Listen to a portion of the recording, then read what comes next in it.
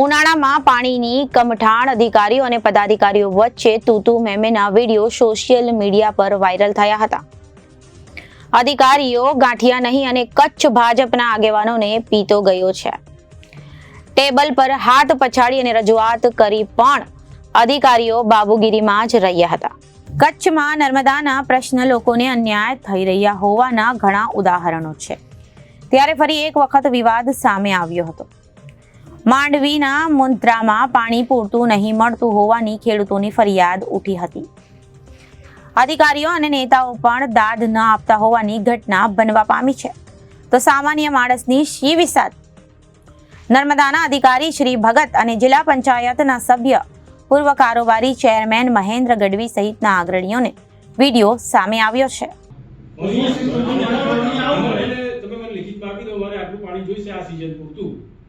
બરાબર, તમે લખી આપી દો કે ભાઈ આ મહિનાથી આ મહિના અમને આટલું પાણી ખપે. ખેડૂતોએ નક્કી કરવાનું છે. આ પાણી તમારી ડિમાન્ડ હશે તો ખેડૂત નક્કી કરશે. તો કોને પાણી જોઈએ છે? પાણી નક્કી કોણ કરશે? મિસ્ટર ભગત. અરે શું અરે ના ના આ ભાઈ આ વાત કરે હમણાં. પાણી કોણ નક્કી કરશે? પાણીની ડિમાન્ડ વગર પાણી નહીં આવે. ડિમાન્ડ ની નક્કી કોણ કરશે? ડિમાન્ડ તમારે નક્કી કરવાની. કોણ નક્કી કરશે? પાણી સતત ચાલુ રાખો. પાણી ને મુદ્દા તાલુકાની ડિમાન્ડ કોણ નક્કી કરશે? તમારા પ્રજાના પ્રતિનિધિ તરીકે અને જિલ્લાના પ્રતિનિધિ તરીકે જવાબ આપો છો. ના ના એ ચૌધરી સાહેબ બેસો. બધાને બોલાવો. પહેલા ચૌધરી સાહેબ ને ફોન કરે, ફોન નથી ઉપાડતા.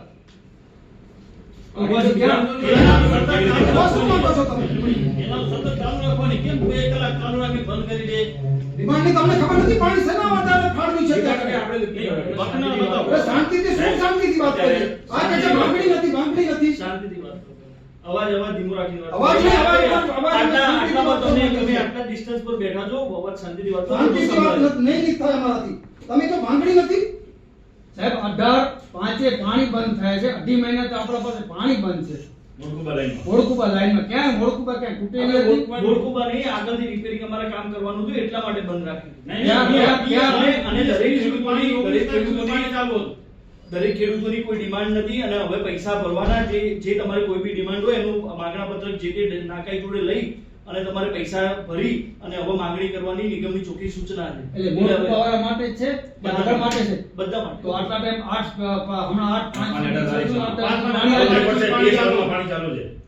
8 ભચાઉ જે અમારી રીચમાં જે પમ્પિંગ સ્ટેશન 3 પછીની જે રીચમાં હતું એમાં રિપેરિંગનું કામ કરવું અગત્યનું હતું. એટલા માટે આપણી રીચમાં કોમ્પિટિશનમાં પીએસની પછીની વાત છે. અત્યારે બી રિપેરિંગ કામ ચાલુ છે, જોઈએ છે. એના માટે કોઈ સૌકેલું નથી. માંગણી કોણ કરશે? ખેડૂતો માંગણી કરે. કેવો ઇન્ડિવિડ્યુઅલ તમારા જે હોય ને માંગણા પત્રક. એટલે માંગણા પત્ર કોણ આપશે? માંગણા પત્રક અહીંયાથી મળશે. ક્યાંથી મળશે? ના તમને ત્યાંથી મળી જશે. તમારા ગામના સરપંચ.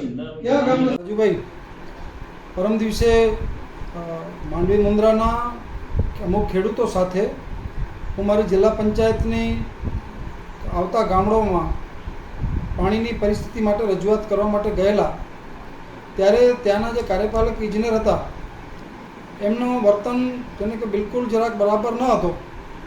મેં એમને પ્રશ્નોત્તરીમાં પૂછ્યું કે અમારા વિસ્તારમાં પાણી ક્યાં સુધી પહોંચશે, તો એમણે કીધું કે સપ્ટેમ્બર સુધીમાં અમે પાણી પહોંચાડી દઈશું. પરંતુ મને ખબર હતી કે મારા વિસ્તારનું હજી કામ કરવા માટેનો કોન્ટ્રાક્ટ પણ અપાયો નથી. જ્યાં કોન્ટ્રાક્ટ જ અપાયો ન હોય તો એ કામ સપ્ટેમ્બર સુધીમાં કેમ પૂરું થાય? એટલે થોડું જેને કહેવાય કે આક્રોશમાં એમને મારે કહેવું પડ્યું હતું. અને જે રીતે નર્મદા નિગમના અધિકારીઓ બિલકુલ જેની જવાબદારી છે ને કે સ્વીકારવા માંગતા નથી, એકબીજા ઉપર ફેંકાફેંક કરવાની વાત પણ આવતી હોય છે. અને અત્યારે જે 2.5 મહિનાથી પાણી બંધ છે તો એ કામ થવું જોઈએ. તો એમાં જવાબ એ મળતો હતો કે આચારસંહિતાના કારણે વર્ક ઓર્ડર આપી શકાયું નહીં.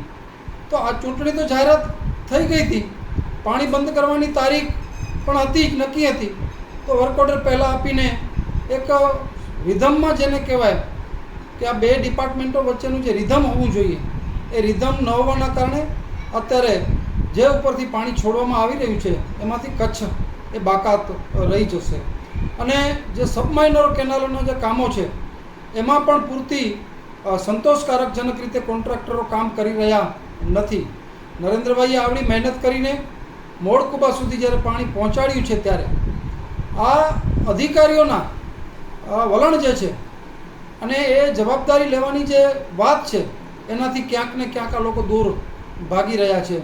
એટલા માટે થોડીક આક્રોશભરી રજૂઆત થઈ હતી અને આ કામ હવે આગળ ઉપર વધશે અને નહીં વધે તો ધારાસભ્યશ્રી સંસદ સભ્યશ્રીને સાથે લઈને અમે આગળ ઉપર પણ આ બાબતે રજૂઆત કરશું અને સુચારુ ઢબથી આ નર્મદાના પાણીનો ટીપે ટીપાનો ઉપયોગ થાય એના માટેના આપણે બધાએ સૌ પ્રયત્ન કરવા પડશે અને કરશું.